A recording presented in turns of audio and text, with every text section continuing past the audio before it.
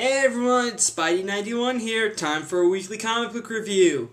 Okay, so normally whenever I do a comic review, I always choose, whenever it comes to DC and Marvel, which one I do first, I always choose the one where I have the least amount of comics from that company. But this week, they're actually pretty even. I have two each. So, in order to decide which one gets to go first, I'm going to flip a coin.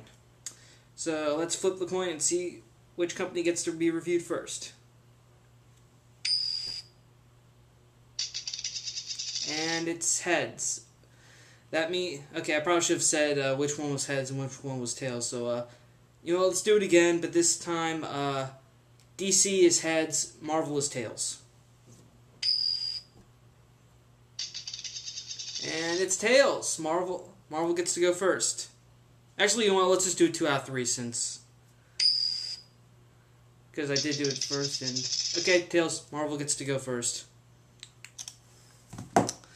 Alright, so first off for Marvel, we have Avengers Academy number 37, the final part to the final exam story arc.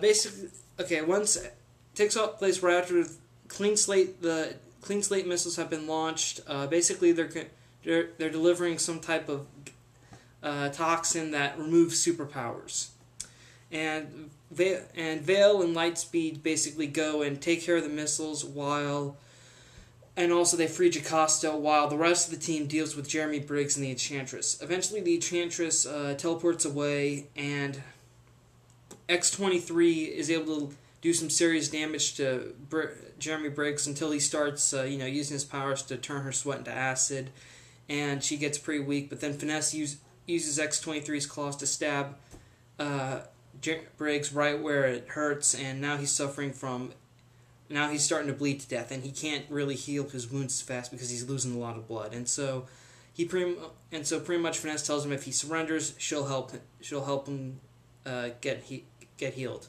And so he says, "Yeah, I surrender." And then right when she's taking care of his wounds, he starts bragging, saying that once people find out what I did, they're gonna want to get me out of prison, and the government will probably want me to work on another more improved version of Clean Slate. And then Finesse just stops, and she stops tending to his wounds, and she just lets him die.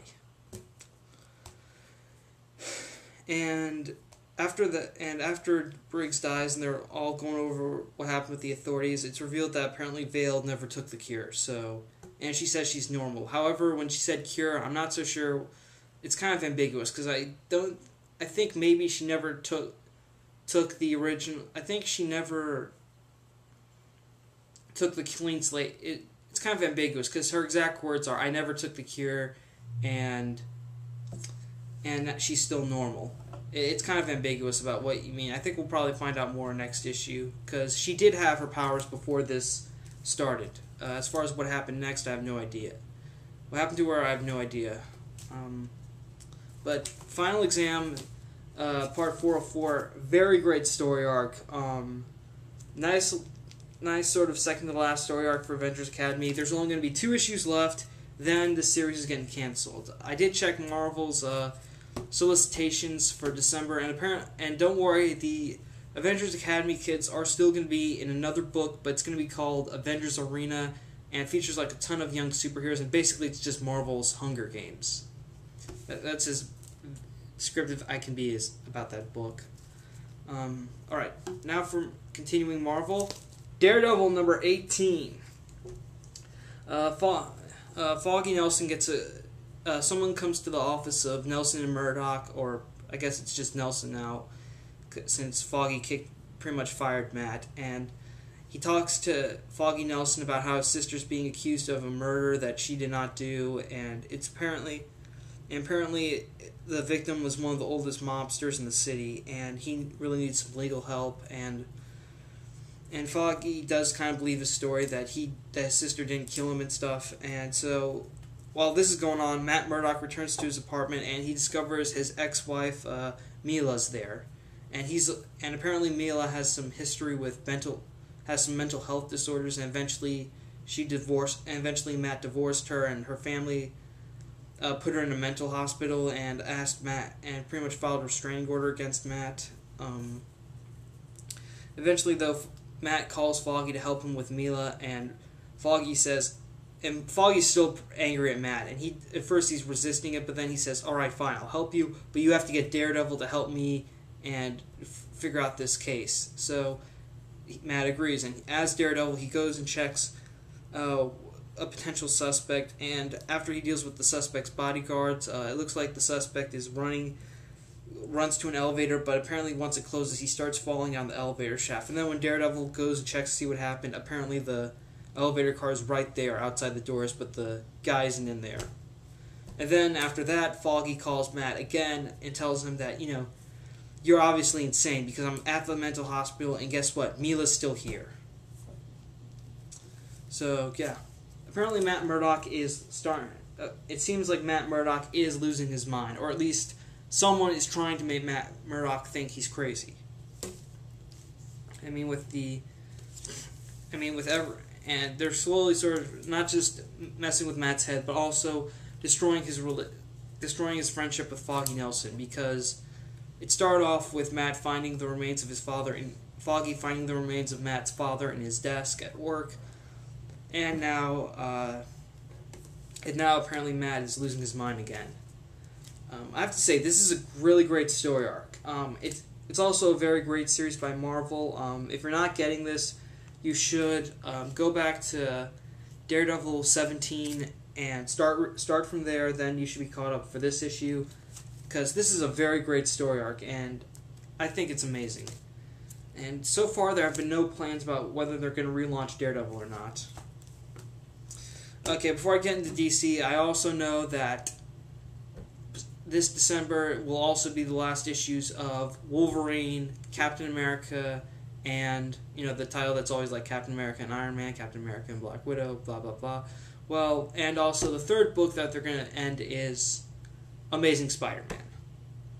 Honestly, I think right now I'm not so sure about my feelings, because one, I think they're ending off on a good note. They're ending right at 700. That's good, and also they're ending it right during the year of Spidey's 50th anniversary. Again, they're going out big, but I don't know what's going to come next. That's kind of what worries me with this, and apparently it's also going to be Dan Slott's last issue. So I guess once Amazing Spider-Man starts at #1 in January, they're going to announce a new writer soon.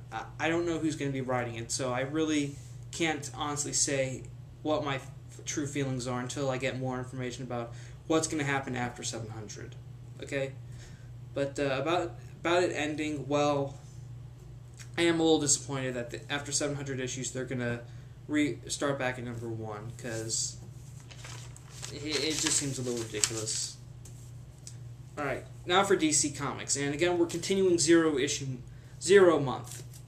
And with Justice League #0, really, this should have just been called Shazam #0, okay? Because, well, for one thing, Shazam has been Captain Marvel and Shazam have been like a co-feature for the Justice League for the past few months, and so they decided to let the Zero issue just be about Shazam. So they could have just renamed it Shazam for, just call it like a Shazam #0 one-shot or something like that, but they didn't.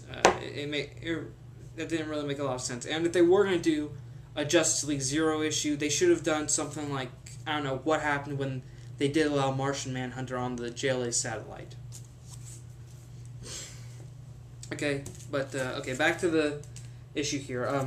It finally happened. Billy Batson meets the Wizard, and the Wizard gives him the powers of Shazam, but it's only on the condition not because Billy is like the most good person in the world. No, it's because the Wizard did look at his actions, and they weren't good. But however, Billy always had the best intentions at heart, and he does have the potential to do good. So that's when the Wizard decided, okay, I can't wait around anymore because Black Adam's going to destroy the world. You get power. Here you go, kid. Have superpowers. And also the Wizard dies. So Billy gets his superpowers and becomes Captain Marvel. Then he goes back to Fawcett City and he meets up with Freddy. And Billy then decides to use his newfound super strength to trash the car of the rich family that was bullying the other foster kids. And then after Billy and Freddy run away from that, Captain Marvel stops a woman from being mugged, but then she asks, "How can I ever repay you?" And he says, "I'm a little short on cash," and so she gives him $20. And then he talks to Freddy about it, and both Billy and Freddy agree, "Yeah, we're gonna be rich." Well, Billy Batson. Well, all I can say about Billy is that he was once kind of like the perfect good kid. That's how Billy was originally portrayed. I mean, when they introduced the story arc where Necron first appeared, apparently Billy had like some pure good soul that not even the devil could touch. But now apparently he's just like every other kid. Well, almost every other kid. He still does good, but right now it just seems like he's still lost. I mean, I think eventually, I kind of see this a lot like Spider-Man. I mean, at first Peter Parker gets powers, he wants to make money. Now Billy Batson gets superpowers, now he thinks he can make money. That's pretty much what this kind of is. Shazam is like now. But I think maybe once Billy starts to fight Black Adam, he'll realize he has responsibilities and start to change.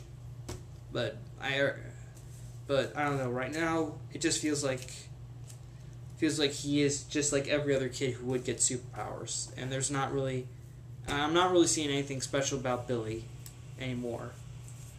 Oh, and there's also a backup story to this that features Pandora, and then the Wizard appears after he gives Billy his powers and says to Pandora that he and the other council members were wrong when they sentenced her, and he apologizes for her punishment. And then we also get like one-page preview of what the question's like.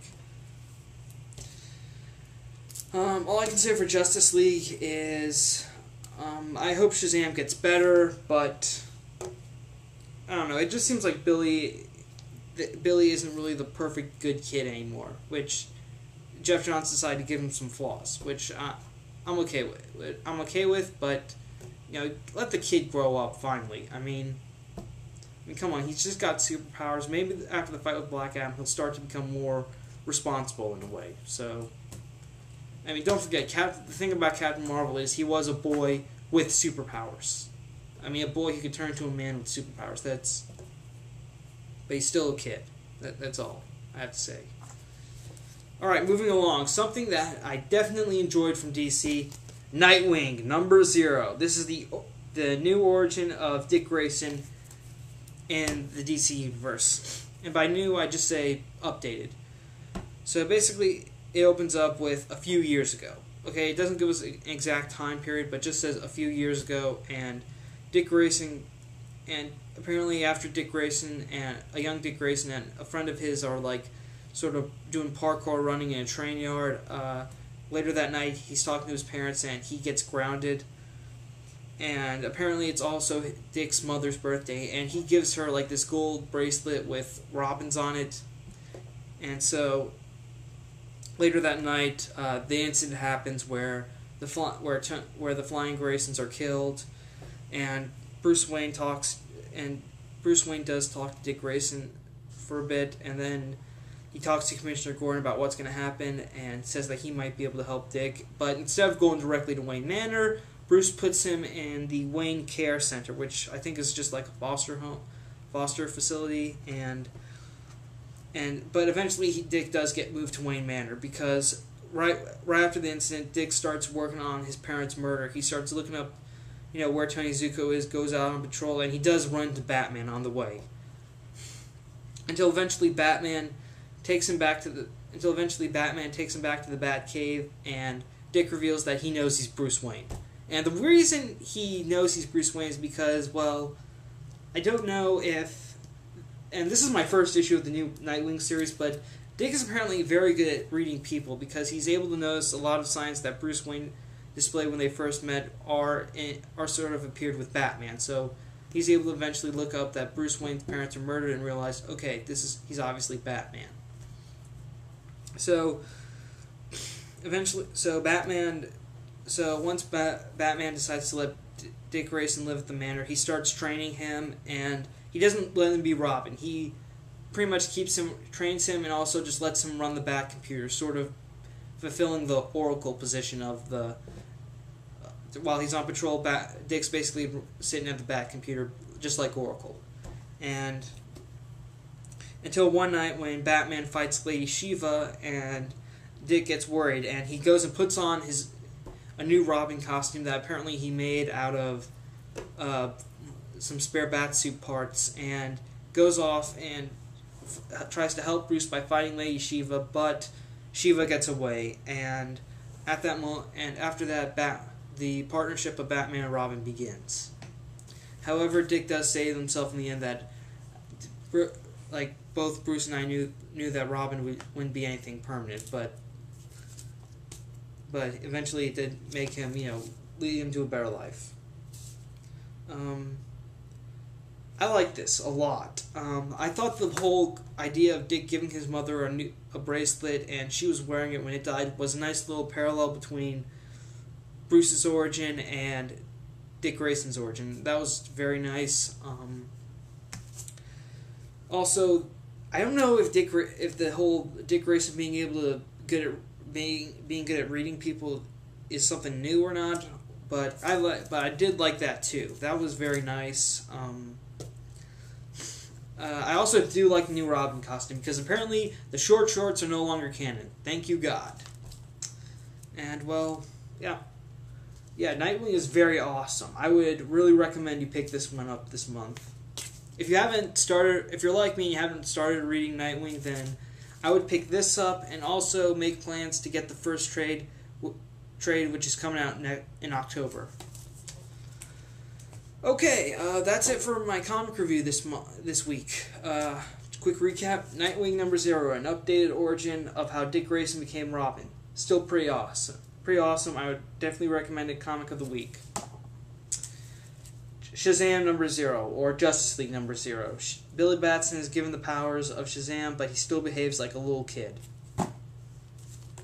Daredevil #18. Matt Murdock is slow. Someone is trying to make Matt Murdock lose his mind, and destroy his friendship with Foggy Nelson. Very nice. Definitely one of my favorite Marvel books that's out right now. And Final Exam. And Avengers Academy, Final Exam. The conclusion to the story arc. Only 2 more left until it's gone. Shame, because this is an awesome series. Okay, that's it for me. Thanks for watching. Thank you for subscribing. Spider-Man 1991 saying see you later.